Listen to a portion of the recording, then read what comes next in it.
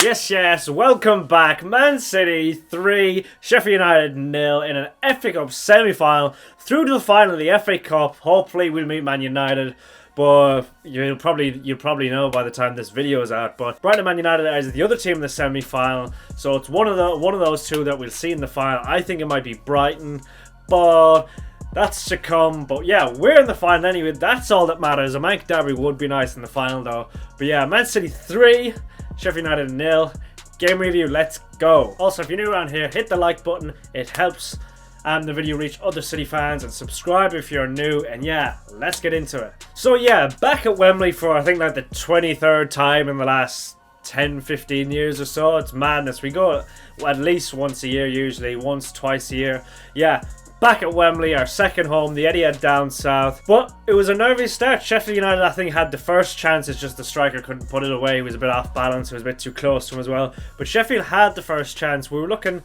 it was a competitive game at the start, but then City just got the ball rolling, getting their foot and their studs on the ball and just slowly eased their way into it. And then really it was just Sheffield United sitting back waiting for the counter-attack. But whenever they got the ball, they couldn't really counter-attack because all their players were back and they just lumped it up forward to get rid of the ball, maybe expecting one of their players to be there, but they were all camped back inside their own half. So yeah, the counter-attack wasn't really working for them this game, and we just kind of did our thing. Although in the first half there was a lot of tentative passing, there was slow build-up, mainly due to Sheffield United sitting so deep in the way their shape was, maybe not allowing us to play through them as freely and through the lines and spaces. There was a lot of passes out wide to Grealish, Mahrez, playing it back inside, just kind of moving Sheffield United left to right. Some passes through the middle, but Sheffield United's structure and their defending deep was pretty well set up. They didn't have to it wasn't like defending the box deep. It was just kind of maintaining City in around the halfway line, not letting them cut through them too much. So that was the majority of the first half, to be honest. So the real only chance in the first 30-35 minutes was for Sheffield United, I think, in the first 2-3 minutes with that shot at Ortega, Ortega had a good game today. But yeah, after 40 minutes, the penalty came. Maybe a little contentious. The commentators were trying to suggest that it was, but Bernardo Silva knocked it out of his way first, and then his left foot just gets taken from him. So yeah, penalty, I think it was anyway. But main talking point was Haaland didn't take it this time. Did Mahrez and Haaland have a chat? Is Haaland's confidence low? Maybe have words in the dressing room? Because it used to be for City, we went on like a roll of like someone just takes a penalty until they miss it, because we were just missing a good few. So it's just, you get your shot, if you miss it, we're on to someone else. Because we used to have Aguero who just took it, but then he left. Then it was KDB, I think he missed one of his early ones. So then Gundogan started taking them, he missed a few. Then Mahrez became one, our taker. I remember he missed a famous one in 89 against Liverpool at Anfield. That would have got us our first win there since 2003. But then he just became very reliable for us from the spot. Think of penalties, I think, versus Paris Saint-Germain, maybe even Dortmund in that Champions League run. Yeah, he scored a good few penalties in his time here. That's 17 and 20 now, I'm pretty sure. 17 penalties scored in his last 20. But then when Haaland come in, he's obviously going to take them because he's the main striker. Get him in the form and get him towards the records. But I don't know why we didn't give it to him this time, even though he is chasing records still. But no qualms, Mahrez slotted home. Perfect penalty, side netting on his power instep. Yeah, side netting. Even if the keeper dived the right way, probably ain't getting it but yeah. Great penalty, and it set us up very well for the second half because we go into half-time, 1-0 up. Sheffield have to change up their style a bit, but yeah, first half, job done, 1-0 up. Second half, pretty much like the first two, it was just more Man City, full steam ahead. We got the ball fairly quickly and just continued how we do, just passing left to right, bringing the dragging the Sheffield United team left and right across the pitch, tiring them down. All it takes is one guy to be tired and not moving that pack for space to open up, because then someone else has to maybe fill it in for him. But then yeah, that's how space opens up. But yeah, then Mahrez with the second goal, a strange goal. I was going to say a great goal from Mahrez. It was a great goal, but a strange goal, strange defending really. Mahrez pressing like he should. Good pressing from him. He wins the ball himself and near about the D in just inside the Sheffield half. But yeah, from then on it's all Mahrez. He just runs in a straight line basically. Just Hatem Ben Arfa-esque really. And then see, Haaland makes a looping run to his left, so that drags one centre back with him.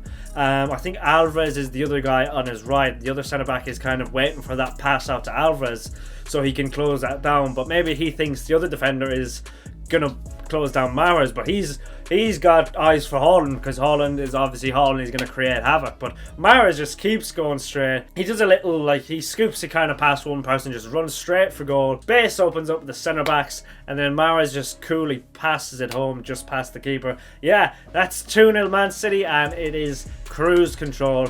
Man City at 2-0. Man City when we're winning by a couple are it's just very hard. Maybe a boring team slightly.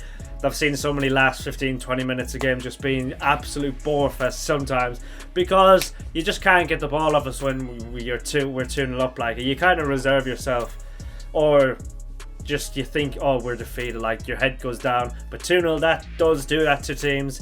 But yeah, Riyad Mahrez with another killer 5 minutes later. So that was the 61st minute with that goal, 66th minute with this goal.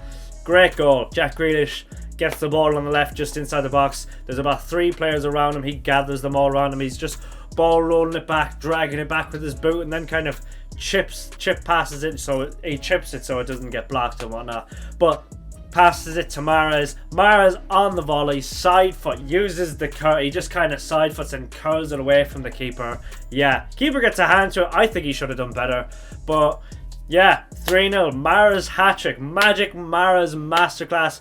Obviously the man in the match. 3-0 up, and as I said, when City go ahead, we're just very difficult to stop. It's just ball control for the whole game basically. But yeah, we're going to start back to front now with the players. Ortega, great game, 100% save percentage I think. No goals conceded in the FA Cup whatsoever. His passing is good as well. Yeah, made a save in the first 5 minutes or so. That was kind of just straight at him, but still had not much else to do, I don't think, but did what he did very well. Lots of accurate passes, long or short as well. Yeah, this is why I've been calling for him to get in the team, but now Ederson has improved his form. I'm not pushing so much. That'll just sound like I'm an agenda, which I don't. I just want the best for the team, no matter who's playing. You can drop KDB. Well, actually, KDB's kind of proved himself that he'll eventually get into form. But you know what I mean. I just want the best 11 players, the best informed players playing. Whatever's best for Manchester City, that's all I want. So that was the reason behind Ortega coming in over Ederson. But now Ederson's got better, so he can stay. But yeah, back four. Sergio Gomez with a decent game. City Twitter were loving him at full time, although when he gets roasted physically in the next big game, they'll get on his back for sure. But yeah, decent game. He's a technical player. He's very good on the ball. He's technically really good. He's like a more athletic version of Zinchenko in my opinion, but just maybe pace-wise, I mean, maybe a little more flexible, but strength-wise, probably not so much. Has to bulk up a little bit. Then he could be a very good left-back. Got to learn a bit more on the defensive side of the trade as well. Laporte starting at centre-back. I thought he'd start at left-back maybe, but actually no, I predicted he'd start at centre-back and Gomez at left-back, but he might get shifted out to left-back in the next couple of games, which we might see in a bit. I'll do the Arsenal preview too. Akanji as well as Kyle Walker. Kyle Walker staying in the sides of Bayern Munich, which leads me to believe he'll probably get dropped against Arsenal, but again, we'll see. But decent game. Some people are saying he looked a bit rusty on the ball, but Kyle Walker isn't the most adept on the ball in this team. Big surprise in midfield. I predicted Phillips would play, but he didn't play with a DM this game. He rested Rodri. Didn't start Phillips. Oh, it's so hard to defend him, but like first season curse, you won't develop in the second year if you're not playing games in the first. So I don't know how he's gonna do next year, but honestly I'd just get rid of him. But I don't know really. But he wasn't played in the only game we can rest him for this season, unless we go miles ahead in front of the league. Bernardo and Gundogan, one of them could have got rests. Like, he's kind of stealing rest minutes from those two because they kind of have to play now. But yeah, they were both decent, but I'm So pity Calvin Phillips didn't play. Oh, actually, it doesn't matter. We got through the game unscathed, no injuries. But I just would have preferred rest for Gundogan and maybe Bernardo. Grealish keeping aside in the team. I thought Phil Foden would come in, although he came in later on and looked decent on the ball. It's good to see him back. Julian Alvarez, kind of a quiet game from him. Usually he gets on the ball a bit more, dropping deep and linking up play. He also usually scores too, but a quiet game from him. But then, as we've already talked about him, Riyad Mahrez, the main man up front with 3 goals. Does that get him back in the team for Arsenal? Because he kind of got dropped. He didn't do enough against Southampton to get in the team for Bayern Munich. He kind of got dropped just around the Leipzig game because Bernardo came in for the Leipzig game and then we had won 7-0 and Guardiola's just like, you might as well just run with this team in big games now. So does he get back in the side? Does a hat-trick get you back in the team? We shall see. I will go on to the Arsenal game now, but yeah, it's Man City 3, Sheffield United 0, FA Cup semi-final win into the final, FA Cup final. That's good because a couple of our last FA Cup semi-finals we've lost. Pep mentioned it, and it's good to be back in an FA Cup semi-final. We haven't won that trophy enough in our oil period. No, but ever since Pep's came in, we've only won it once. We won it under Mancini as well, so we've only won it twice since the takeover. Need to rack up some of them as well. But yeah, treble is slowly and surely becoming more of a realistic idea. I'm not taking it seriously until we beat Real Madrid, because Real Madrid are the sticking point. They're the kings of Europe. We haven't won a Champions League yet. We've won the other 2. We can prove we can win the other 2. We haven't proved we can win the Champions League. That's the one we need to prove ourselves in. If we beat Real Madrid, or if we beat them maybe convincingly in the first leg, then I'll be thinking of the treble. But it's looking good anyway. It's looking good, that's for sure. It went from like Arsenal season, now it's just Man City treble charge. So it's quite ridiculous how that's happened. But yeah, hopefully we see Manchester United in the final. Mank Derby would be fun, would be good. But yeah, let's get into the Arsenal preview now. Arsenal are up next in the league. Biggest league game of the season. We might say that every time just because every game's a final. But this, once Arsenal were realised as title challengers, when they convinced everyone they were title challengers, this game in particular was like marked off in the calendar. Biggest game of the season. Title decider possibly. I think it is if Man City win. If Man City win, I think it's almost over for Arsenal, especially because they've dropped so many points. But we're going to look at the recent results. We'll just look at the table though. Yeah, this is the table now. First, Arsenal, obviously. Second is Manchester City. But look at that form. Arsenal with 3 draws in the last 3. Liverpool 2-2 draw. I think West Ham 2-2 draw. Then Southampton, that was decent because they came back in that one. But they dropped 2-0 leads in the other 2 games. But yeah, Southampton went 3-1 up in the most recent one. So 3 draws, 3 wins the last 6, but the 3 draws is the bigger point. Man City, lovely form there. 6 wins in a row. I think it's like we had 10 wins in a row in all comps just before the Bayern draw. But we went through that anyway. I think it's 15 or 16 unbeaten in all comps. We've got 2 games in hand on them. Like we know that if we win those 2 games, that'll bring us a point above them. So realistically for this game, as long as we don't lose, we just need a draw and it's in our hands. It's no longer in Arsenal's. But if we beat them, we go 2 points behind them with 2 games in hand still. That'd be mental. We could go 6 points, so that we could go 4 points ahead of them if we win both games. That's if we beat Arsenal. That also puts less pressure on the Brighton game because we can drop points in that. Arsenal still have to play Chelsea. They still have to play Newcastle away at St James's Park. Tough fixtures. Yeah, looking good. But this is the table. 2 games in hand for City, like I said. 5 points behind. The form is great. But yeah, these are just Arsenal's results right here. 3-0, like I said, against Southampton. 2-0 against West Ham. 2-0 against Liverpool. Then a 4-1 against Leeds. The last time I think we played Arsenal, they dropped points twice beforehand as well. They lost to Everton and they drew with someone. Alright, yeah, they lost to Everton. They drew 1-0 with Brentford. And then we beat them in the Premier League. We also beat them in the FA Cup 1-0 early on before that. Nathan Ake with that goal. But yeah, can we do a 3-peat on Arsenal this season? That would be hilarious because supposedly maybe they were the best team, but we went 3 for 3. FA Cup knocked them out of that, dented their title chances, but then we dropped a few points. But then if we beat them again, we're really denting their title charge. But yeah, Arsenal not in the best of form. They'd won a good couple of games before they dropped 3 draws in a row. But yeah, that's Arsenal's form, tricky form. That's Arsenal's form, not the best. 3 draws in a row. Can they drop points in 4 in a row? That would be handy. At least a draw. A draw is just all we need. It's at the Etihad though. I'm expecting a performance from City at the Etihad. This is Man City's form now. 3-0 against Sheffield United like we know. 1-1 draw against Bayern Munich. We went through in that anyway. 3-1 against Leicester in the Prem. 3-0 against Munich. 4-1 against Southampton. 4-1 against Liverpool. That was a good win. Jeez, that's a long time ago now at this stage. 6-0 Burnley, 7-0 Leipzig. Yeah, these are the most recent ones. That's when we started kind of going nuts. That 7-0 Leipzig would really boost our confidence. Because then the 6-0 against Burnley, 4-1 against Liverpool, 4-1 against Southampton. Yeah, Man City in nutty form. Just ahead of the rest. Although I wasn't particularly happy with the performances against Bayern just because possession-wise. But maybe you got to adapt in some games, especially the Champions League. Will we adapt in this game? Because contrary to popular belief in the 3-1 win against Arsenal last time, I don't think we were the better team or so. I think we just were a bit more clinical and we took our chances that they presented to us.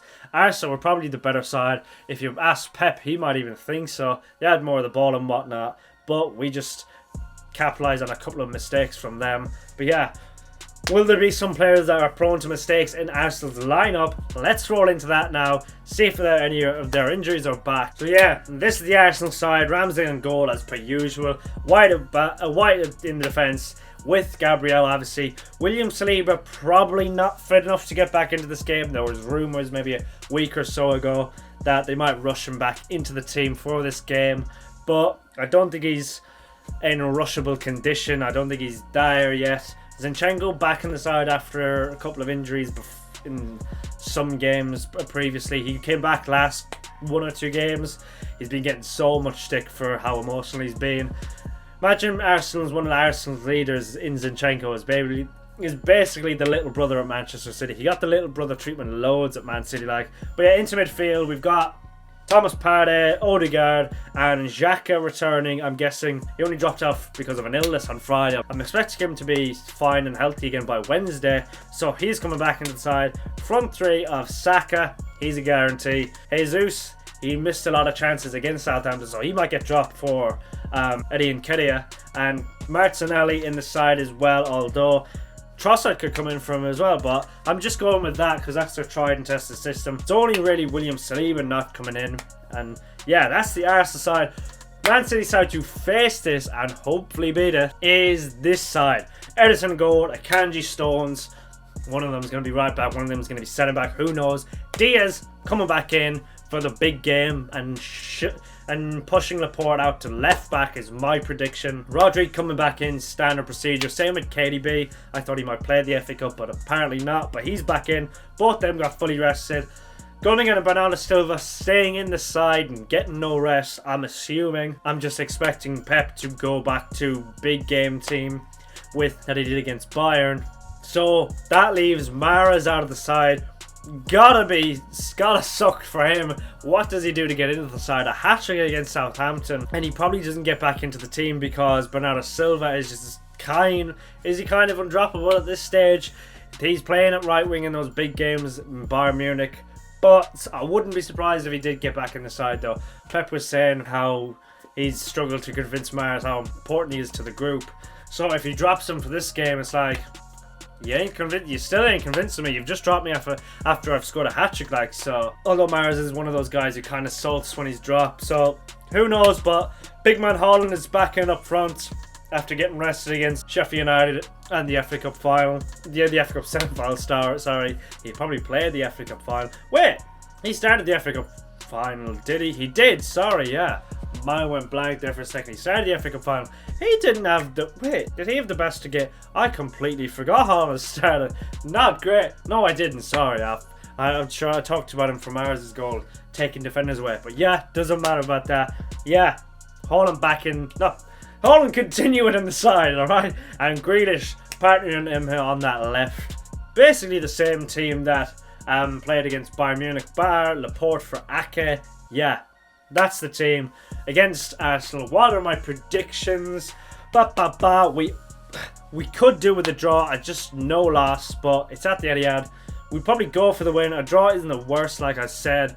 It's still in our hands then, but regardless of what the circumstances could be of either result, I'm going to go with Man City win. We're just in great form. Arsenal have been capitulating recently, draws after draws after draws, and to come to the Etihad and get anything is quite the ask. A draw would be a great result for them. A win would be ridiculous, but Arsenal are probably the team to do it, maybe because they're not afraid to play, but we're not afraid to play either. And if you come to play at the Etihad, you best believe you got to bring your A game. But I'm going to go Man City win. I'm going to go 3-1 Man City win with that. Haaland, Grealish, KDB getting a goal or an assist. No, it's against Arsenal. I'm going for KDB getting a goal and an assist. Grealish getting a goal, Haaland getting a goal. Yeah, they're my predictions. Let me know yours in the comments below. What do you think the score will be? Do you think we will win? Yeah, let me know. Also, if you're new around here, hit the subscribe button. Like the video as well, because it helps the video reach other City fans. And I shall see you next time. Peace.